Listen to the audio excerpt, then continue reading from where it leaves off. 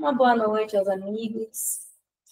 Que bom estarmos aqui, desfrutando de mais essa oportunidade. É imensa a alegria em podermos estar refletindo sobre o Evangelho de Jesus. Que possamos exaltar a nossa gratidão por mais esse momento, o qual nos prepara, fortalece e sustenta dentro da caminhada. Rogamos amparo, auxílio e proteção aos bons amigos espirituais, para que estejamos de mente e coração abertos, calmos e serenos, para a compreensão necessária da sua mensagem. Que nosso Mestre em luz nos conduza ao bom caminho, encorajando assim nosso percurso na estrada do progresso. Que nossa fé se mantenha renovada e fortalecida na sua bondade e misericórdia. Que possamos nos manter durante toda a reflexão com um pensamento elevado e irradiando bons fluidos. Assim seja.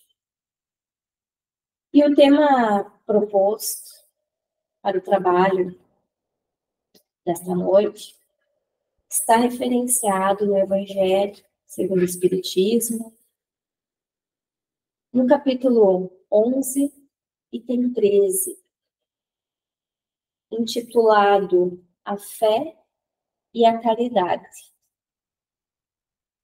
E a mensagem do Espírito Protetor inicia assim: Eu vos disse ultimamente, meus caros filhos, que a caridade sem a fé não bastava para manter entre os homens uma ordem social capaz de torná-los felizes.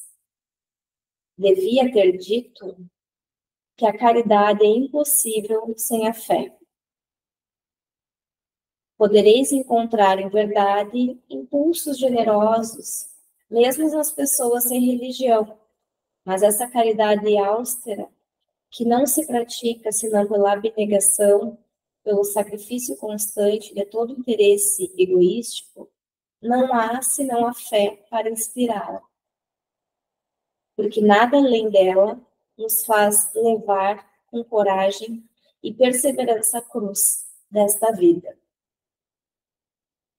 E nesse primeiro parágrafo da mensagem do Espírito Protetor, vem nos dizer que a caridade exige de nós um profundo esforço para abrirmos mão do orgulho, do egoísmo, da vaidade, da prepotência, enfim, de todas as filhas e filhos do orgulho e do egoísmo.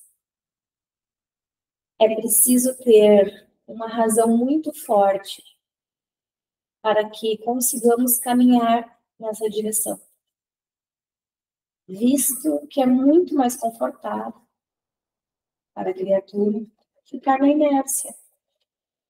Por mais que essa situação cause sofrimentos do que o agir, porque já se condicionou a essa situação de dor.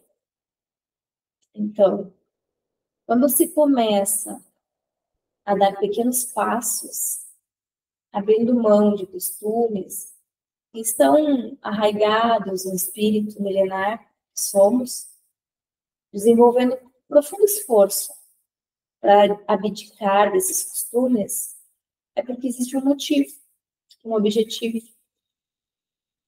E esse objetivo não é material, é algo subjetivo, intuitivo, que eu não consigo mensurar objetivamente, que é a fé. Este é o objetivo que faz com que nós, enquanto criaturas que estamos em estado de conforto, nos movimentemos para que alcancemos o nosso melhoramento. E Lembremos da mensagem do Cristo. Se tivesseis fé como um grão de mostarda, diríeis à montanha: transporta-te daqui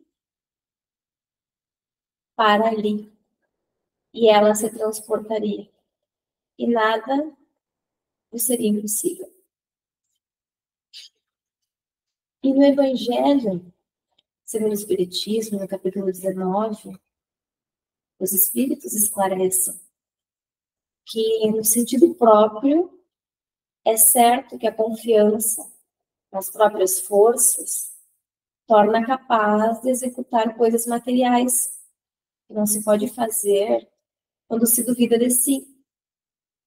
Mas que aqui é unicamente no sentido moral que é preciso entender as palavras do Cristo. As montanhas que a fé transporta são as dificuldades, as resistências, a má vontade. Numa palavra que se encontra entre os homens, mesmo quando se trata das melhores coisas. Os preconceitos da rotina, o interesse material, o egoísmo, a cegueira do fanatismo, as paixões orgulhosas, são outras tantas montanhas que barram o caminho de todo aquele que trabalha pelo progresso da humanidade. A fé robusta dá a perseverança, a energia e os recursos que fazem vencer os obstáculos, nas pequenas como nas grandes coisas. A que é vacilante dá a incerteza, a hesitação, de que se aproveitam aqueles que se quer combater. Ela não procura o meio de vencer, porque não crê poder vencer. Noutra acepção, a fé se diz da confiança que se tem no cumprimento de uma coisa, da certeza de atingir um fim. Ela dá uma espécie de lucidez que faz ver no pensamento o fim para o qual se tende e os meios de atingir. De sorte que aquele que a possui caminha, por assim dizer, com certeza. Num e no outro caso, ela pode fazer realizar grandes coisas. A fé sincera e verdadeira é sempre calma. Dá a paciência que se sabe esperar, porque tendo seu ponto de apoio na inteligência e na compreensão das coisas, está certa de chegar.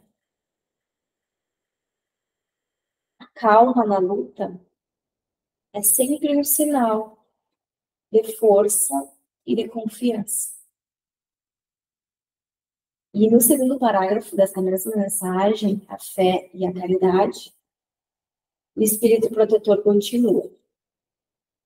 Sim, meus filhos, é em vão que o homem ávido de prazeres queira se iludir sobre a sua destinação nesse mundo, sustentando que lhe é permitido não se ocupar senão da sua felicidade. Certamente Deus nos criou para sermos felizes na eternidade. Entretanto, a vida terrestre deve servir unicamente ao nosso aperfeiçoamento moral, que se adquire mais facilmente com a ajuda dos órgãos e do mundo material. Sem contar as vicissitudes ordinárias da vida, a diversidade dos vossos gostos, de vossas tendências, de vossas necessidades, é também um meio de vos aperfeiçoar no exercício da caridade. Porque não é, senão a força de concessões e de sacrifícios mútuos que podeis manter a harmonia entre elementos tão diversos. Então, a vida terrestre é como um curso de aperfeiçoamento. Um curso onde somos testados e nossas conquistas, e por isso ela tem de servir exclusivamente ao aprimoramento moral. Nesse curso de formação, uns se graduam, outros alcançam a pós-graduação, outros o mestrado, alguns o doutorado, até o pós-doutorado. E é essa a sequência da vida, quando nós conseguimos, no plano material, testar as nossas aquisições espirituais. É isso que acontece aqui, no plano material, porque é quando somos colocados de frente a nós mesmos. Em contato com a materialidade, estamos em contato com as ilusões. E é através das situações vivenciadas aqui que vamos colocar à prova que adquirimos moralmente. Através da convivência e do exercício das leis naturais, da lei de progresso, da lei de sociedade e as demais. Todas essas que nos levam à lei de amor, justiça e perfeição. E então, a moralidade estará alcançada. E quando nós falamos desses testes, a gente pode pensar que hoje estamos mais pacientes. E amanhã é colocada à prova se a nossa paciência realmente alcançou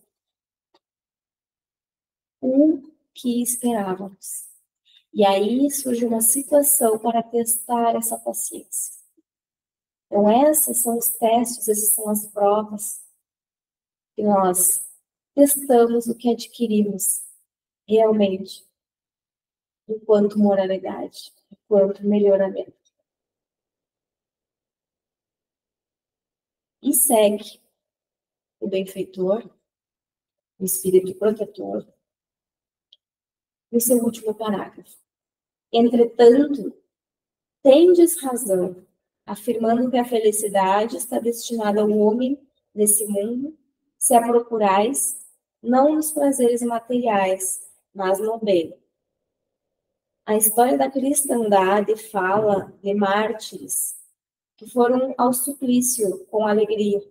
Hoje, e em vossa sociedade, não é preciso para ser cristão nem o holocausto do mártir, nem o sacrifício da vida, mas única e simplesmente o sacrifício do vosso egoísmo, do vosso orgulho e da vossa vaidade. Triunfareis se a caridade vos inspirar e se a fé vos sustentar. Espírito Protetor, Cracóvia, 1861. E nesse final de mensagem,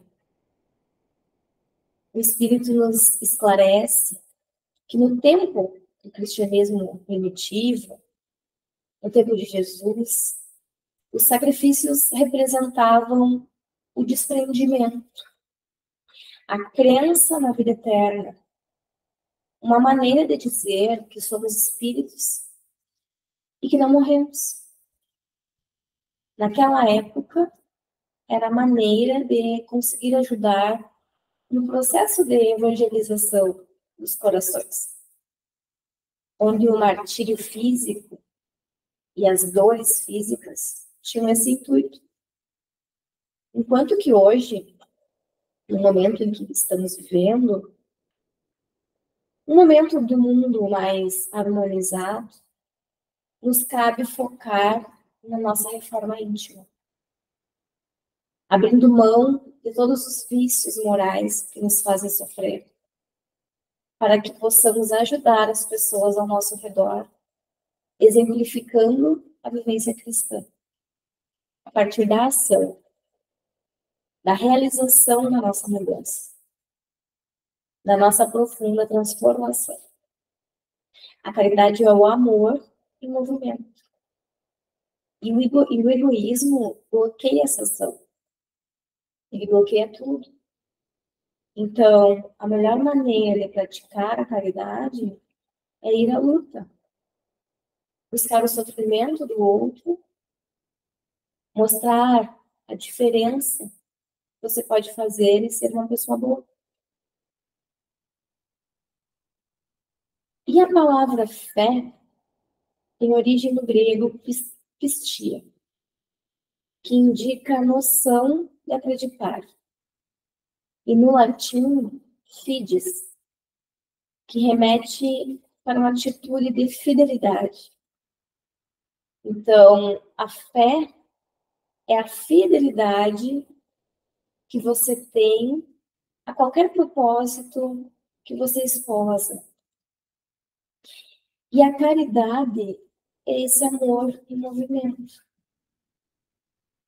Então, se colocarmos toda a nossa segurança, toda a nossa fidelidade no exercício desse amor que consola, que acolhe, que ampara, que abriga, que enobrece, estamos contribuindo para a nossa evolução espiritual, porque estaremos sendo fiéis aos princípios que nos aquecem o coração.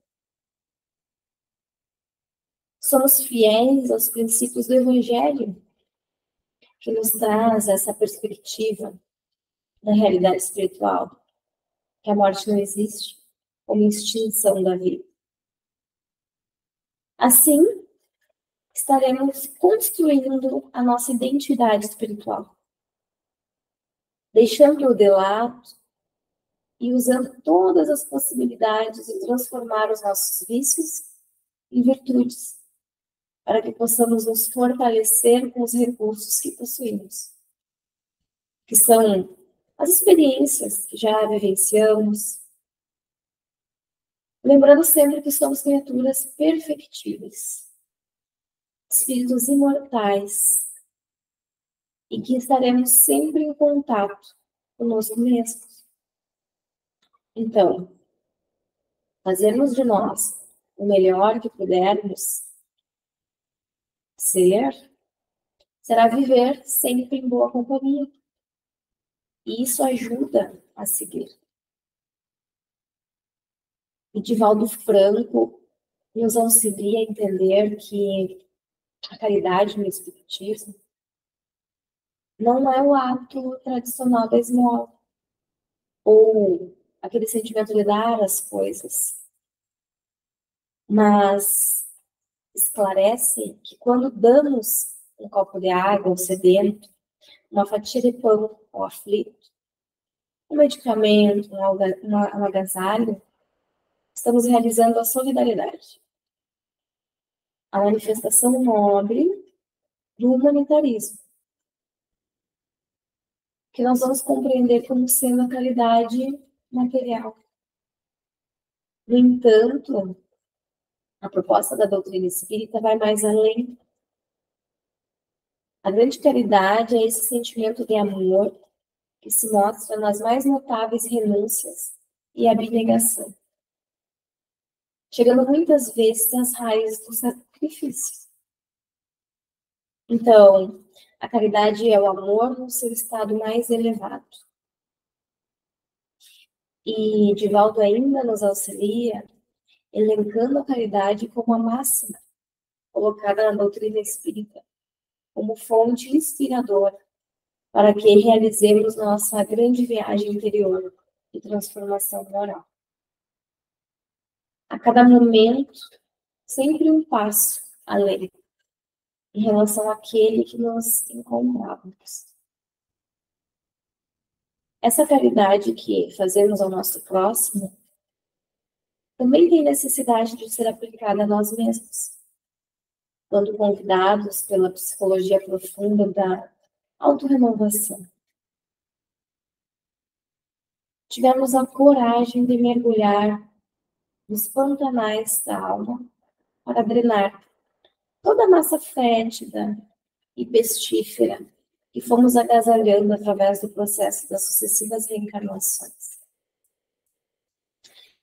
E nesse capítulo, procedermos ao auto-perdão, compreendendo que somos criaturas humanas, ainda vinculadas mais aos instintos defensivos, agressivos, do que aos sentimentos sublimes da razão, da abnegação, do sacrifício e da renúncia.